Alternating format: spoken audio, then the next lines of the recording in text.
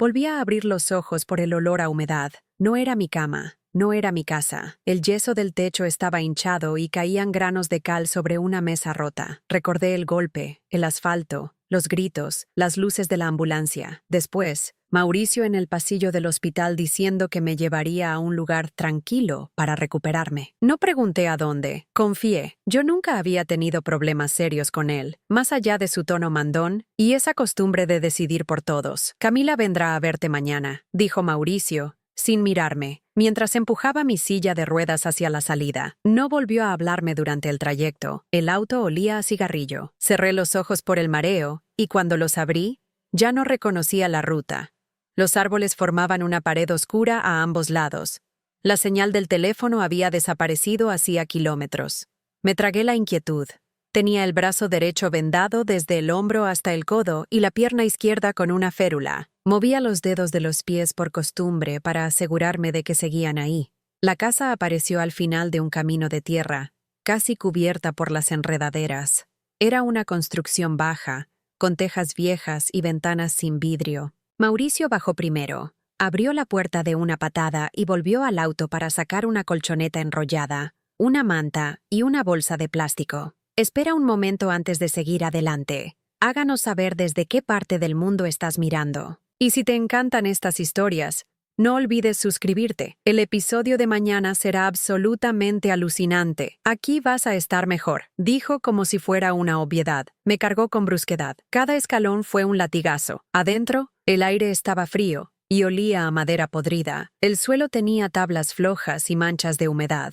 Mauricio dejó la colchoneta en el piso de una pieza vacía y me acomodó sin cuidado. «Hay agua en la cocina», señaló con la barbilla. «Un grifo que todavía funciona. Mañana traigo comida». «¿Camila?» Se detuvo, como si pensara algo. «Camila está nerviosa. Dale tiempo». «¿Dónde estamos?», pregunté. «En una casa de mi tío», mintió sin esfuerzo. «Nadie la usa». Dejó la bolsa junto a la colchoneta. Dentro había 3 latas de conserva, un paquete de galletas saladas, un encendedor, una linterna pequeña y una botella de plástico medio vacía. También dejó un teléfono barato. «La señal es mala, pero a veces entra», dijo alzando los hombros. «Descansa». Se dio media vuelta. Yo intenté incorporarme. El dolor me dobló. Él se detuvo en el marco de la puerta y, sin mirarme, dejó caer las palabras. «Aquí te vas a pudrir si no colaboras. No me busques problemas». Luego se fue. Escuché el motor. Las piedras saltando bajo las ruedas, el silencio del bosque tragándose el sonido. Me quedé con el zumbido en los oídos y la respiración irregular. No lloré. No me salía.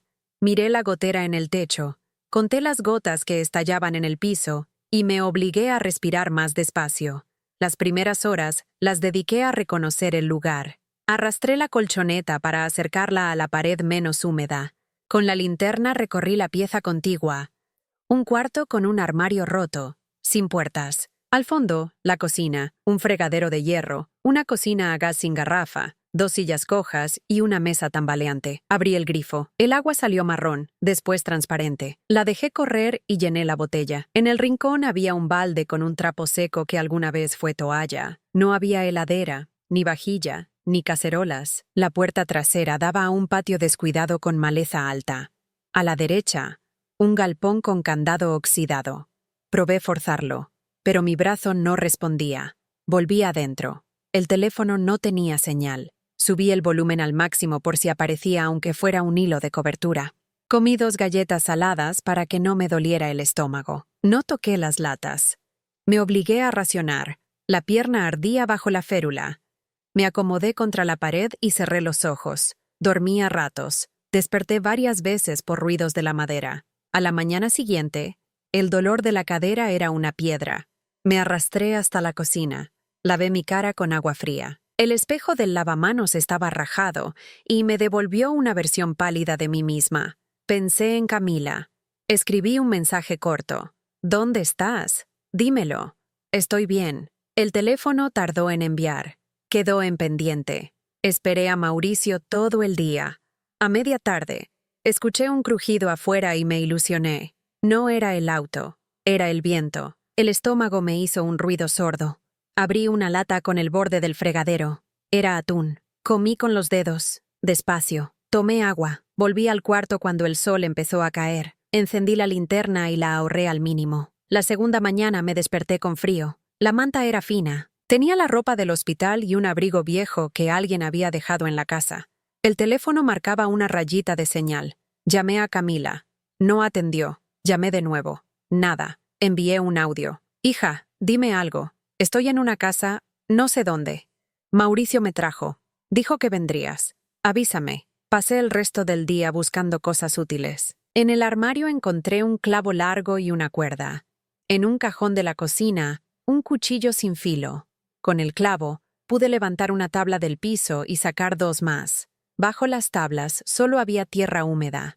Volví al patio cuando el sol estaba alto. Me acerqué al galpón. El candado estaba oxidado de verdad. Golpeé con la tabla levantada del piso. Cedió al tercer intento, y el golpe me recorrió el brazo lastimado. Grité sin querer. El candado cayó. Adentro había una pala, una azada, una caja con clavos, un martillo, un balde grande, 2 botellas vacías, una lata de queroseno vacía y una mesa plegable tirada en un rincón. También un par de botas de goma. Las tomé. Me quedaban grandes, pero me servían para no hundirme en el barro del patio. Llené las botellas con agua de la cocina. Me dolía todo. Volví a la pieza y me recosté. A la tarde escuché un auto. Me senté de golpe. Me latió la cabeza. Corrí, en mi medida, hasta la puerta. Era el motor de un camión lejos, en la otra colina. Me quedé quieta hasta que desapareció. El teléfono marcaba sin señal. Sentí rabia. Pensé en la frase, aquí te vas a pudrir. Pensé en mi casa, en el sillón, en el ruido de la ciudad que siempre me molestó y ahora extrañaba. Mauricio no volvió ese día tampoco. La noche 3 fue más dura. Empezaron a entrar insectos por las ventanas sin vidrio. Cerré la puerta con la cuerda y apoyé una de las tablas detrás como traba. Me dormí con la linterna apagada. Desperté por un ruido de pasos en la cocina. Me quedé inmóvil. Escuché 2 golpes suaves, como uñas en el piso.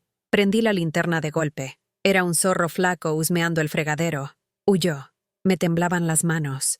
Tardé en calmarme. La cuarta mañana hice un inventario de comida en voz alta, para no desordenarme. 2 latas de atún, una de porotos, medio paquete de galletas, agua. Tenía que conseguir algo de calor. En el galpón no había leña, pero sí ramas secas en el patio. Con el balde y la mesa plegable improvisé un brasero a cielo abierto, lejos de la casa. Encendí una llama con el encendedor y ramas finas. Me quedé mirando el fuego como si eso me devolviera un poco de control. Calenté agua en una lata vacía, la lavé bien y tomé un sorbo tibio que me acomodó el cuerpo. Fue ese día que recibí el primer mensaje de Camila. No puedo hablar ahora. Nada más. Escribí. Dime si estás bien. Dime si sabes dónde estoy.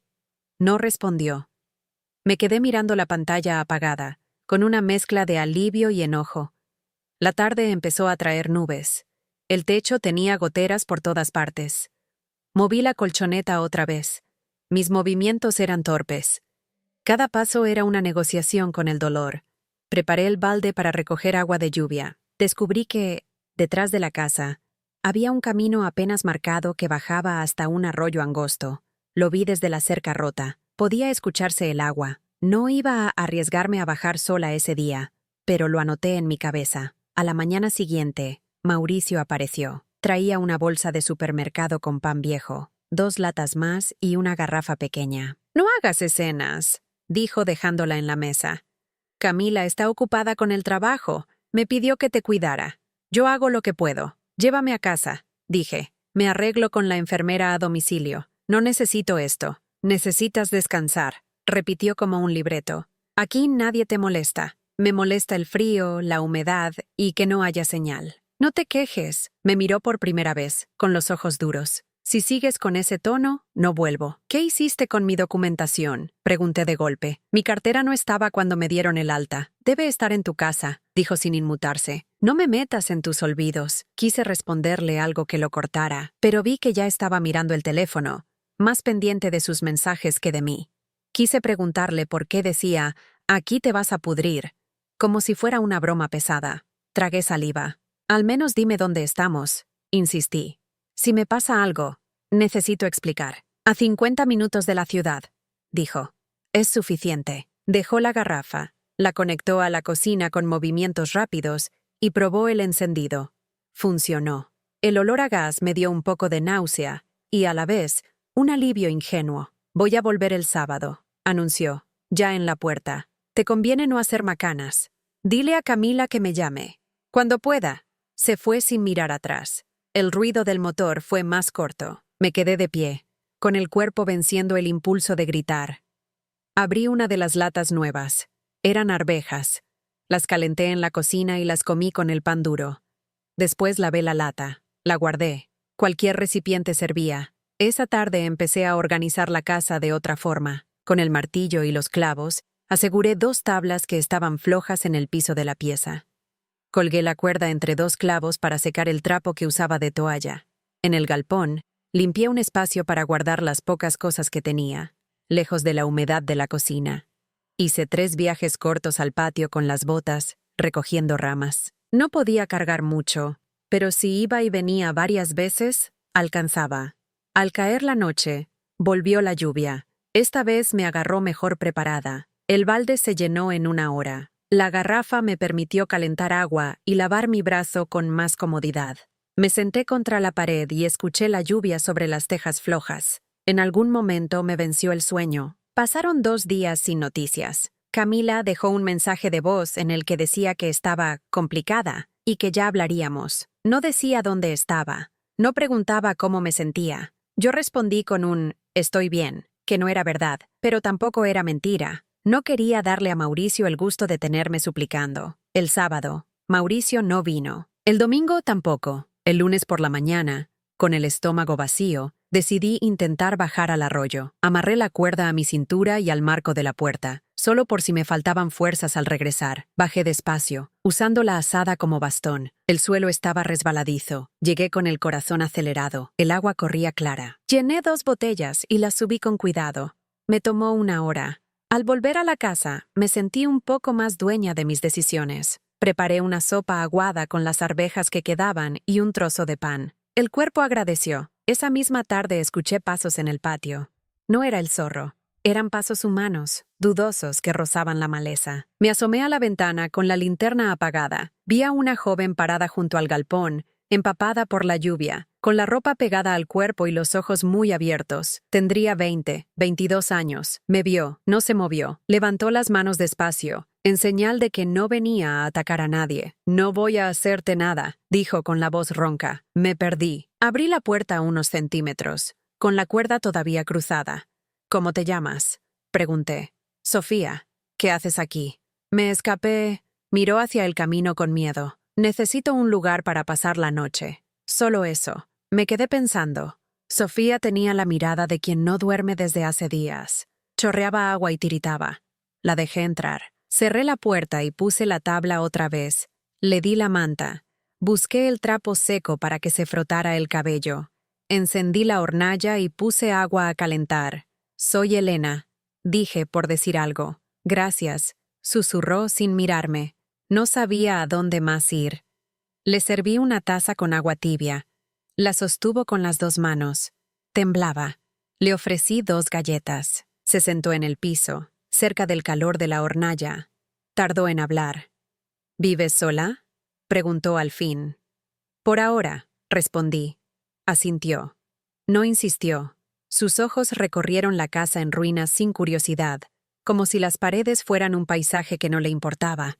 Se cubrió con la manta y se quedó en silencio. «El baño está afuera», dije. «Es un cuartito a la izquierda. No hay luz. Puedo aguantar», respondió, y volvió a mirar la puerta, como si temiera que alguien apareciera. No pregunté nada más esa noche. No tenía fuerzas y no quería que huyera. Le di un rincón de la colchoneta y yo me acomodé sobre las tablas. Dormimos a saltos. En algún momento ella se despertó sobresaltada. La escuché reprimir un llanto. No me moví. A veces el silencio ayuda más que las preguntas. A la mañana siguiente, la lluvia había amainado. Sofía estaba despierta, sentada, con la manta sobre los hombros. Me observaba con una mezcla de vergüenza y determinación. «Voy a ayudarte a arreglar la ventana», dijo de golpe, señalando el hueco que dejaba entrar el frío. «Puedo buscar unas tablas afuera. Tengo clavos y martillo», contesté. Trabajamos despacio. Ella hacía la fuerza. Yo sostenía, alcanzaba, sujetaba la cuerda. Tapamos media abertura. El cuarto se volvió menos hostil. Calenté otra vez agua en la lata y la mezclé con un poco de sal. Sofía la bebió agradecida. ¿Tienes familia? Pregunté con cautela. Sí, dijo, y apretó los labios. Pero no puedo volver. ¿Te buscan? No respondió. Al rato se levantó. Fue al patio y volvió con un puñado de ramas finas, como si supiera bien qué buscar. Sostuvo mi mirada un segundo. No me voy a quedar mucho, dijo. Solo necesito... No terminó la frase. Asentí. No le pedí explicaciones. Pasamos el resto de la mañana haciendo tareas pequeñas. Ordenamos el galpón, pusimos los clavos en una caja, colgamos la cuerda más alta. Sofía ató su cabello húmedo con una gomita que sacó del bolsillo. Tenía marcas en los antebrazos, como si hubiera tropezado muchas veces. Evitaba el tema. No insistí. A media tarde, cuando yo pensaba en qué más podía arreglar para distraer la cabeza, Sofía se acercó con la manta doblada y algo entre las manos. Era un sobre amarillo, cerrado, con mi nombre escrito a mano. Elena, esto es tuyo, dijo. Me lo dieron para ti. Me quedé inmóvil. Ella dejó el sobre la mesa con cuidado, como si pesara mucho. La persona que me ayudó a llegar aquí dijo que debía entregártelo, añadió. Me pidió decirte que adentro hay algo que hará que Mauricio se arrodille. Sentí que el cuerpo se me endurecía. Sofía no apartaba la mirada. La casa se volvió más silenciosa. El bosque parecía contener el aire. Acerqué la mano al sobre. No lo abrí. Primero miré a la joven. ¿Quién te lo dio? Una mujer, dijo. Me pidió que no dijera su nombre, solo que te lo entregara hoy. Tomé el sobre. El papel rugoso crujió entre mis dedos. Lo posé cerca de la hornalla, lejos de la humedad. La miseria de los últimos días se ordenó de otra forma en mi cabeza. Sentí por primera vez, desde que Mauricio me dejó aquí, que el vacío tenía una grieta. Gracias, dije. Sofía asintió. No preguntó qué había dentro. Tampoco yo. Lo abriría cuando tuviera nervios para sostener lo que viniera. Por ahora, necesitábamos más agua, más ramas y algo de comida, y yo necesitaba comprobar que todavía podía elegir el siguiente paso. El amanecer en esa casa en ruinas fue distinto a cualquier otro que hubiera vivido. La primera noche apenas dormí, no solo por el frío que se filtraba entre las paredes agrietadas, sino por la incomodidad de cada ruido del bosque. El crujido de las ramas, el aullido lejano de algún animal, y ese silencio profundo que te recuerda que estás sola. Aún así, el hambre me obligó a levantarme antes de que el sol apareciera del todo. Revisé la pequeña despensa que había improvisado con lo poco que encontré al llegar. Un par de latas caducadas, una bolsa de arroz y un poco de sal. No podía quedarme de brazos cruzados. Decidí explorar alrededor de la casa, con cuidado de no perder de vista el camino de regreso. La humedad del suelo se pegaba a mis zapatos, y el olor a tierra mojada me acompañaba mientras caminaba. Encontré un arroyo a unos minutos, con agua clara, y decidí que sería mi fuente para beber y cocinar. No había visto a nadie desde que llegué, y aunque parte de mí deseaba encontrar ayuda, otra parte temía toparme con alguien que pudiera hacerme más daño que mi propio yerno. Ese primer día fue una mezcla de organizar mi espacio y asegurarme de que al menos pudiera sobrevivir unos días. Limpié la habitación que usaría para dormir, apartando muebles rotos y cubriendo las ventanas con telas viejas para mantener el calor. La noche anterior me había recostado sobre un colchón que apenas sostenía su forma. Esa mañana lo acomodé sobre unas tablas para evitar la humedad del piso. Cuando el sol estaba en lo alto, escuché un ruido entre los árboles. Me quedé inmóvil, agachada tras una pared a medio derrumbar. Eran pasos, suaves, pero cada vez más cercanos. El corazón me latía fuerte, pensando que tal vez había sido él, mi yerno, que había regresado para asegurarse de que me quedara donde me dejó. Pero no. Era una joven, con una mochila al hombro y la ropa llena de polvo. Caminaba mirando al suelo, como buscando algo. Cuando levantó la vista y me vio, se detuvo de golpe. No quería asustarla, dijo con una voz baja, casi tímida. Solo estaba buscando el arroyo.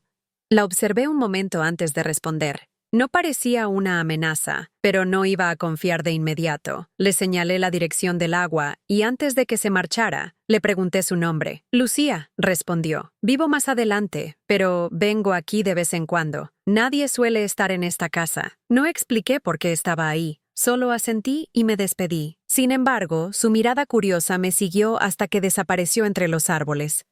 Los días siguientes fueron duros. El frío nocturno me obligaba a encender una pequeña fogata en el interior, con miedo de que el humo llamara la atención de alguien. Aprendí a racionar la comida y a buscar raíces y hierbas comestibles. El silencio era constante, salvo por el sonido del viento y los animales. En medio de esa rutina, Lucía volvió. Esta vez traía una bolsa con pan y un termo con sopa. No es mucho, pero pensé que podría ayudarle, dijo dejándolo sobre una mesa improvisada. Acepté sin decir demasiado. Comimos juntas en silencio. Poco a poco comenzó a contarme fragmentos de su vida. Que había crecido en un pueblo cercano, que sus padres habían muerto hacía años y que vivía con un tío que apenas se preocupaba por ella. No preguntó directamente por mi historia, pero su forma de mirarme decía que lo imaginaba. Un par de semanas después, en una de sus visitas, sacó de su mochila un sobre marrón, arrugado en las esquinas. Lo puso frente a mí. Esto lo encontré en la casa de mi tío. Creo que le pertenece, dijo, bajando la voz. Al abrirlo, vi documentos y fotografías que no entendí del todo al principio, pero al revisar con cuidado, descubrí que eran papeles legales, con firmas y sellos, que probaban algo que mi yerno jamás querría que saliera a la luz. Irregularidades en una transacción de propiedad y, más importante aún, la prueba de que mi hija había firmado bajo presión un documento que podía ser anulado. Lucía me observaba en silencio mientras yo repasaba cada página. Finalmente, levanté la vista. ¿Por qué me das esto?, pregunté. Porque sé lo que es que alguien te quite lo poco que tienes. Y creo que esto hará que su yerno se arrodille. Guardé el sobre con cuidado, sintiendo que algo había cambiado. Hasta ese momento, mi vida en esa casa había sido solo supervivencia. Pero ahora tenía algo más. Una herramienta, una oportunidad, y aunque no sabía aún cómo usarla, sabía que el día de enfrentarme a él se estaba acercando. Esa noche no dormí. Me quedé sentada junto a la mesa, repasando una y otra vez los documentos, planeando en mi cabeza los pasos a seguir. No era solo por venganza, era por recuperar mi lugar, por demostrar que no podían enterrarme viva en medio del bosque y esperar que desapareciera. Y lo que más me sorprendía es que, después de tanto tiempo, ya no sentía miedo. Esa mañana me levanté antes que amaneciera. No fue por costumbre, sino porque la inquietud no me dejó dormir. El sobre con los documentos estaba guardado dentro de una bolsa plástica, envuelta en una de mis pocas mudas de ropa, escondido detrás de unas tablas sueltas que había asegurado para que pareciera un rincón olvidado. Me había pasado buena parte de la noche pensando qué hacer, pero todavía no tenía una decisión clara. Encendí la hornalla y calenté un poco de agua. No tenía café ni té, pero el calor servía para entibiar el cuerpo. Afuera, el suelo estaba mojado por la llovizna de la madrugada. El aire se sentía denso. Desde la ventana, vi a Sofía, porque así se llamaba la joven, saliendo del galpón con unas ramas finas. Había empezado a ayudarme con pequeñas tareas sin que yo se lo pidiera. Aunque apenas llevábamos unos días compartiendo el espacio, ya se movía como si supiera dónde estaba todo. «Hoy podríamos reforzar la puerta trasera», me dijo mientras dejaba las ramas en un rincón. Anoche escuché algo. No sé si era un animal o alguien caminando cerca. No me gustaba la idea de pensar que alguien pudiera rondar.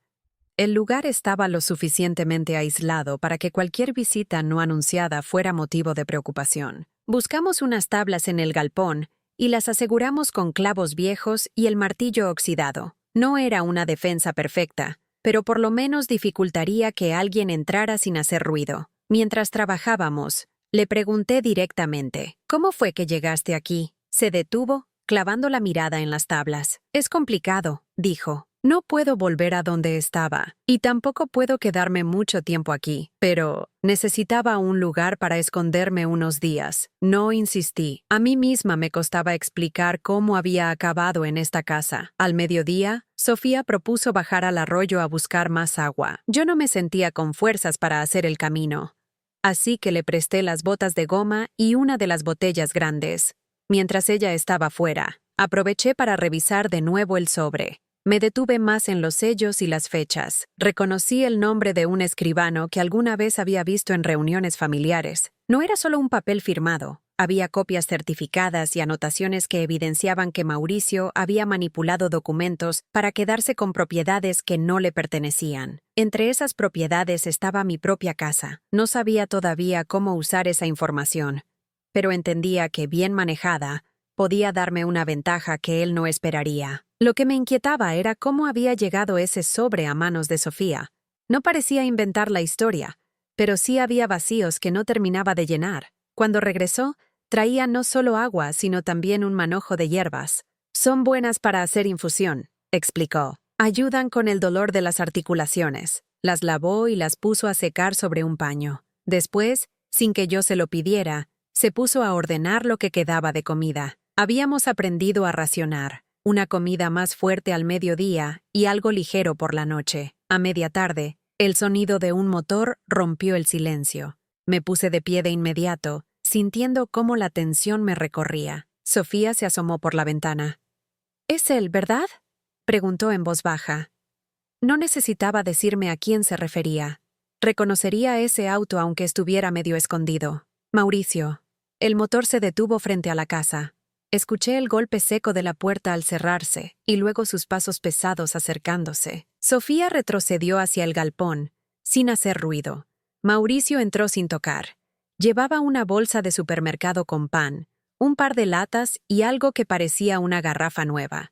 Me miró como siempre, sin interés, como si fuera un trámite más en su día. «Camila está ocupada, no puede venir», dijo, dejando las cosas sobre la mesa. «Aquí tienes para unos días». «¿Y por qué no puedo ir yo a mi casa?», pregunté, manteniendo la voz firme. «Porque allí no tienes nada que hacer. Aquí estás tranquila, sin que nadie te moleste, sin que nadie me ayude, querrás decir». Me sostuvo la mirada unos segundos, y luego sonrió de una manera que no me gustó. «No empieces», advirtió. «Yo sé lo que me conviene y lo que te conviene». Quise decirle que tenía pruebas de lo que había hecho, pero no era el momento. No quería mostrar mis cartas antes de estar segura de cómo jugar, así que me limité a recoger las cosas de la mesa y guardarlas. «Volveré el fin de semana», dijo mientras se dirigía a la puerta. «No te metas en problemas». Lo vi subirse al auto y alejarse por el camino de tierra. Sofía salió del galpón en cuanto el motor se perdió entre los árboles. «No me gusta ese hombre», dijo. «No es solo la forma en que habla, no sé». «No eres la única que piensa así», respondí. Esa noche, después de cenar un poco de pan con atún, le conté a Sofía parte de lo que había pasado, el accidente, cómo Mauricio me llevó allí con la excusa de que era por mi recuperación, y la ausencia total de Camila. Ella escuchó sin interrumpir, como si necesitara entender el contexto para algo. «Si tienes esos papeles, tienes que pensar bien cómo usarlos», dijo cuando terminé. «No es solo que puedas recuperar lo tuyo. Es que él no pueda volver a hacerle lo mismo a nadie más». Sus palabras me dejaron pensando. Nunca había considerado que lo que yo hiciera pudiera evitarle a otra persona pasar por lo mismo. Hasta ese momento, todo lo que imaginaba estaba enfocado en mí, en salir de ahí y recuperar lo mío. A la mañana siguiente, hicimos una lista mental de lo que necesitábamos para mejorar un poco las condiciones. Más comida, leña seca, algún recipiente grande para almacenar agua, y algo que sirviera como cerradura para la puerta principal. Decidimos que Sofía iría al pueblo más cercano. No me dijo con quién hablaría ni cómo conseguiría las cosas, pero aseguró que estaría de vuelta antes del anochecer. El día se me hizo eterno. Cada ruido afuera me ponía alerta. Revisé varias veces el escondite del sobre, como si pudiera desaparecer por arte de magia. Cuando finalmente vi a Sofía volver cargando 2 bolsas, sentí un alivio que no esperaba. Había conseguido arroz, lentejas, una botella de aceite y una barra de jabón. También traía un candado nuevo con su llave. «Con esto, la puerta principal quedará más segura», dijo mostrando el candado. Lo instalamos juntas. No era la solución definitiva, pero me dio cierta tranquilidad. Esa noche, mientras preparábamos una olla con arroz y lentejas, Sofía me hizo una pregunta directa. «¿Qué vas a hacer con esos documentos?». La miré, sin responder de inmediato. «Todavía no lo sé», admití. «Pero no voy a dejarlos guardados para siempre». Ella asintió, como si esa fuera la única respuesta que esperaba. Luego, en silencio, Seguimos cocinando. Afuera, el viento golpeaba las paredes, pero dentro de la casa, por primera vez en semanas, sentí que tenía un poco más de control sobre lo que vendría. La mañana empezó con un ruido extraño en el techo, como si algo estuviera rascando. Sofía ya estaba despierta, revisando la hornalla y preparando agua caliente con las hierbas que había traído días atrás. Cuando me incorporé, me señaló hacia arriba. «Creo que hay algún animal metido en el entretecho», dijo. «No parece grande, pero hace ruido». No era la primera vez que escuchaba algo similar, aunque normalmente sucedía de noche. Ignorarlo era más fácil que tratar de averiguar qué era, pero esa mañana, con el viento fuerte y la casa crujiendo, cualquier ruido extra me ponía nerviosa. Decidimos cerrar mejor las rendijas que daban al techo, al menos para que no bajara al interior. Mientras trabajábamos en eso, Sofía mencionó que necesitábamos más comida. El arroz y las lentejas que había conseguido en su último viaje nos alcanzaban para unos días más, pero después estaríamos otra vez con lo justo. Sugirió volver al pueblo. «Si voy sola, puedo moverme más rápido», dijo, «y quizá pueda conseguir algo más que comida». «¿Qué tipo de cosas?», pregunté. «Algo de ropa de abrigo para ti, y, si puedo, una olla más grande.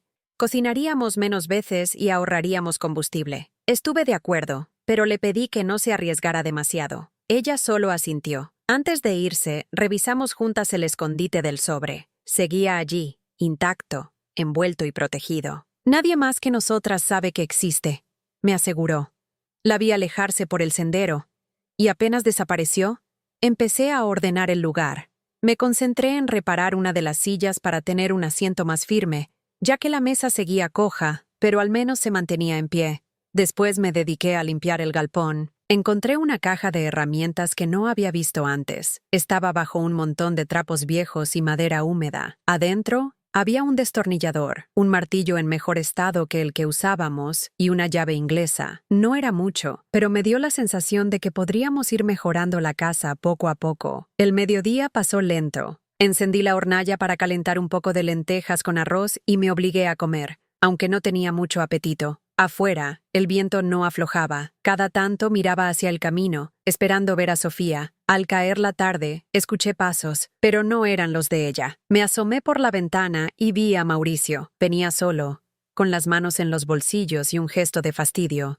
Entró sin saludar. «¿Dónde está la otra?», preguntó sin rodeos. «Fue al pueblo a buscar comida», respondí. Frunció el ceño. «No quiero gente extra aquí. Este lugar es para ti, no para traer desconocidos». «Si no fuera por ella, estaría mucho peor», le dije. «Y no es desconocida». «No me importa quién sea», respondió levantando la voz. «Esto es temporal». No discutí más. Me limité a mirarlo mientras revisaba la bolsa de provisiones que había traído. Un paquete de galletas, 2 latas y 1 litro de leche en polvo. Las dejó sobre la mesa y se quedó observando la habitación, como evaluando si algo había cambiado. «No toques nada de la casa», dijo al final, «y no intentes llamar a nadie». Me molestaba su tono, pero me contuve. No era momento de provocar nada. Cuando se fue, revisé si había notado algo raro. Por suerte, no había mirado hacia el rincón donde escondíamos el sobre. Poco después, Sofía regresó.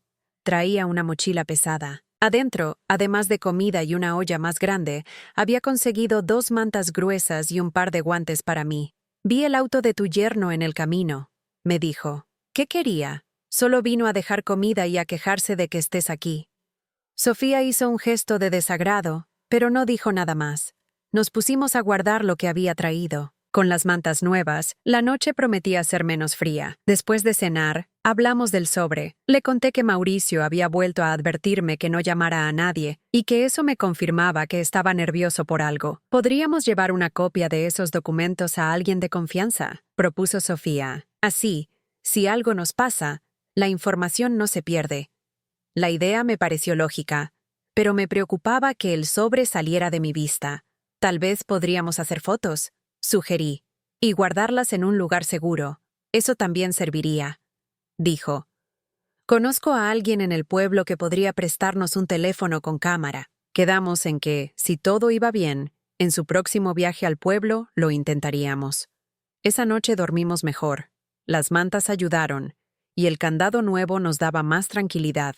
Aún así, antes de acostarnos, Sofía recorrió el perímetro de la casa para asegurarse de que no hubiera huellas recientes cerca de las puertas o ventanas. Al día siguiente, empezamos temprano a reforzar el galpón. Si íbamos a seguir guardando cosas allí, tenía que estar más seguro. Usamos parte de la madera que Mauricio había dejado meses atrás y cerramos mejor las rendijas. Mientras trabajábamos, Sofía me dijo: «No quiero que te confíes. Ese hombre no viene solo a dejar comida, viene a asegurarse de que sigues aquí». No lo discutí.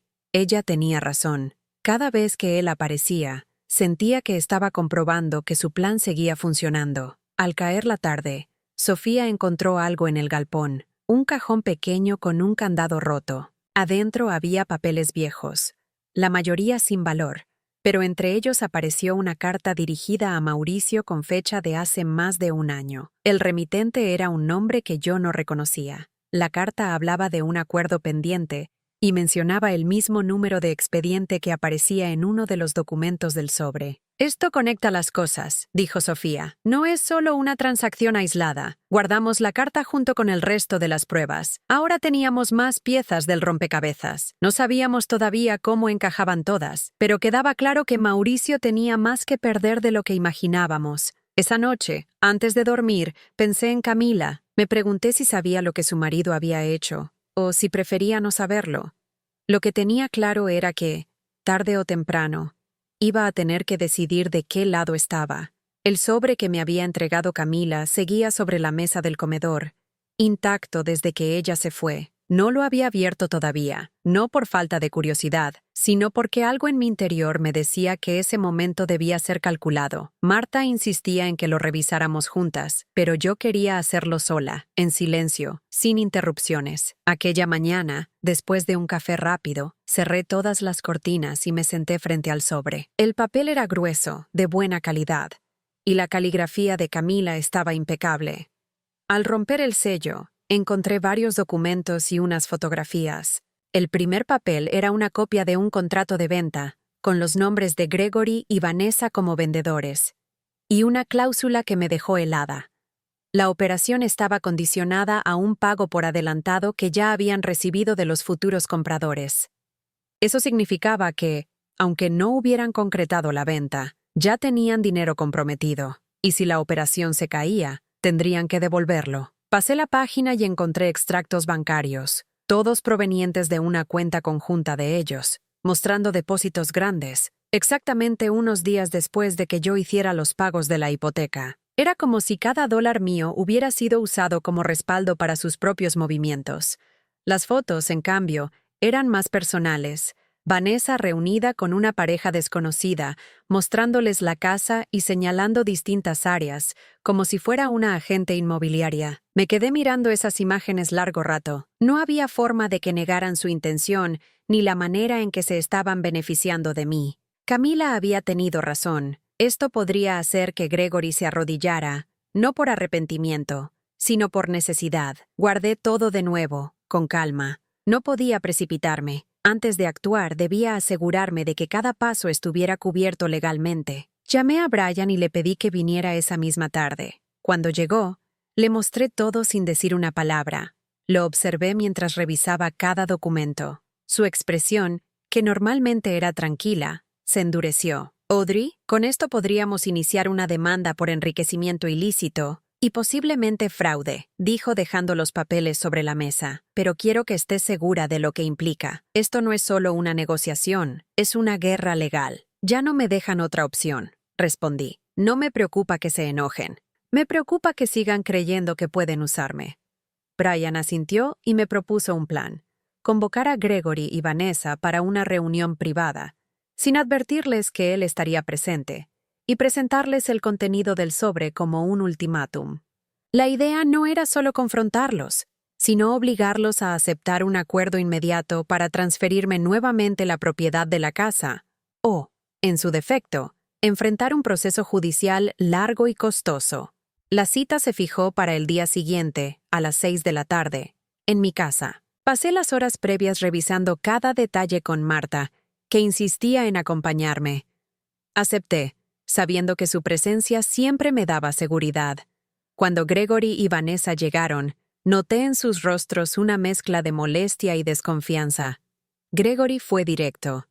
¿Por qué no podemos resolver esto por teléfono?, preguntó, sin siquiera sentarse. Porque hay cosas que se dicen mejor en persona, respondí, señalando las sillas.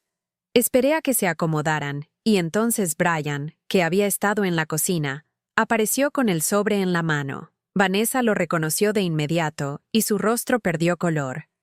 Gregory intentó mantener la compostura. ¿Qué es eso?, preguntó él. Evidencia, respondí sin rodeos. Pruebas de que han estado manejando esta casa y mi dinero a espaldas mías.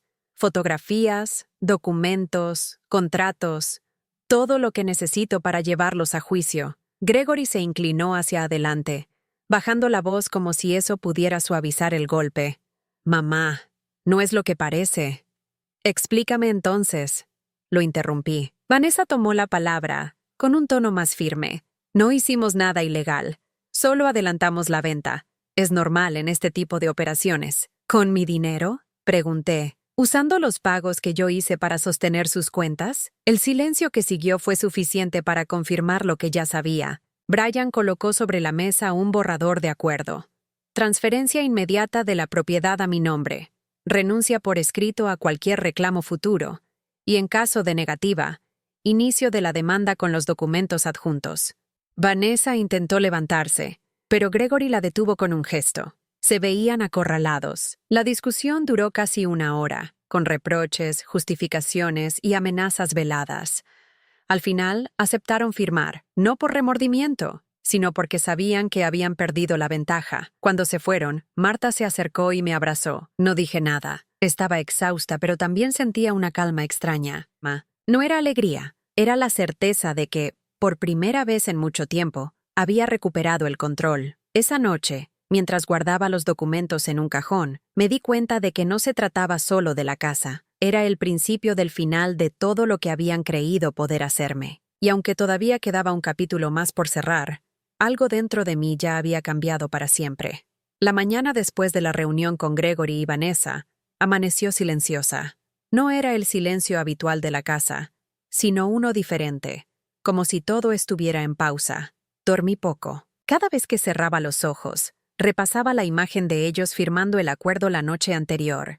No celebré, no sonreí, pero en mi interior sentía una estabilidad que hacía mucho no experimentaba. Brian me llamó temprano para confirmar que ya había iniciado el trámite de transferencia de la propiedad. Me explicó que, aunque ellos habían firmado, todavía había pasos administrativos que cumplir. No era un proceso inmediato, pero sí seguro. No pueden retractarse, me dijo con firmeza. Todo quedó por escrito y con testigos. Guardé el teléfono y me senté a la mesa con un café. Marta estaba en la cocina, cortando pan para el desayuno. No puedo creer que llegamos hasta aquí, comentó, sirviendo 2 tazas. Pero todavía falta que te asegures de que no intenten nada más. Asentí. No se trataba solo de recuperar la casa, tenía que cerrar cualquier puerta que les permitiera volver a interferir en mi vida. Eso significaba hacer cambios legales, proteger mis cuentas y asegurarme de que cada documento quedara bajo mi control. Esa misma tarde, Brian pasó por la casa con una carpeta llena de formularios. Entre ellos había una declaración notarial en la que dejaba claro que cualquier futura decisión sobre la propiedad o mis bienes solo podría tomarse con mi autorización directa. La firmé sin dudar. Mientras tanto, Gregory me enviaba mensajes cortos, preguntando por formalidades y reclamando que no era necesario poner tantas restricciones. No respondí. Brian me había aconsejado mantener toda comunicación por escrito y solo a través de él. Así lo hice. Vanessa, en cambio, no dijo nada. Su silencio me preocupaba más que las quejas de Gregory. No era una mujer que aceptara fácilmente una derrota, y su capacidad para manipular situaciones la había visto en acción demasiadas veces. 2 días después, Brian me llamó para decir que había recibido un correo de Vanessa pidiendo una reunión para aclarar algunos malentendidos. No aceptamos. No había nada que aclarar. Ese mismo día, salí con Marta al pueblo para abrir una nueva cuenta bancaria. No quería que ni Gregory ni Vanessa tuvieran acceso, ni siquiera indirecto, a mis finanzas. Aprovechamos para comprar algunas cosas que la casa necesitaba: cerraduras nuevas, un par de lámparas y materiales para reforzar la puerta del patio. Mientras Marta instalaba una de las cerraduras, recibí una llamada de un número desconocido. Contesté y reconocí de inmediato la voz de Vanessa. No quiero problemas, pero Gregory está insistiendo en que cometimos un error, dijo. Si retiraras la demanda, podríamos llegar a un acuerdo distinto. No hay demanda, respondí. Hay un acuerdo firmado y no pienso cambiarlo. Ella guardó silencio unos segundos antes de cortar. No volvió a llamar. Al día siguiente, Brian me avisó que la transferencia ya estaba registrada oficialmente a mi nombre. El trámite estaba cerrado. Legalmente, la casa era mía otra vez.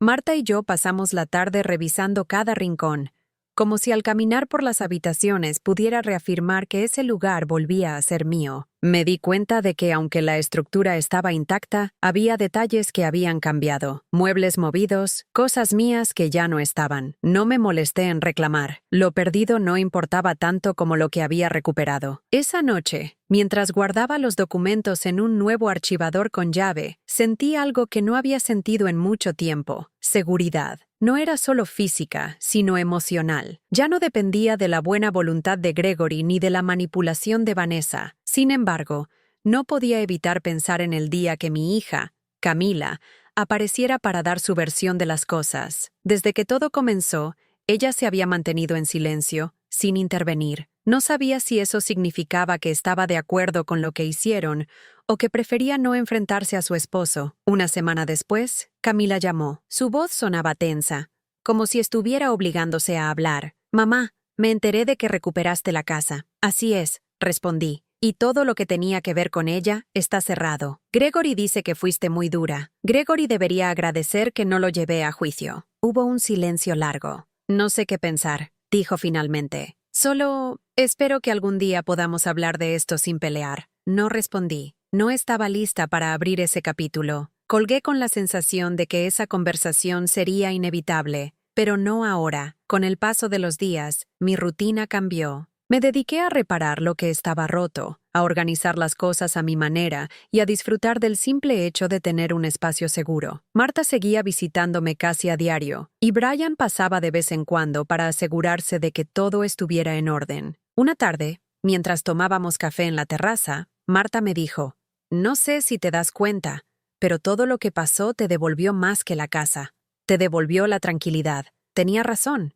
No era una victoria estruendosa ni una revancha pública, pero era mía, silenciosa, completa, suficiente. Guardé el archivador en el armario, cerré con llave y, por primera vez en meses, dormí sin pensar en lo que podrían hacerme. Ahora, si Gregory o Vanessa algún día intentaban acercarse de nuevo, no sería para arrebatarme algo, sino para encontrarse con una puerta cerrada y la certeza de que yo ya no era la misma.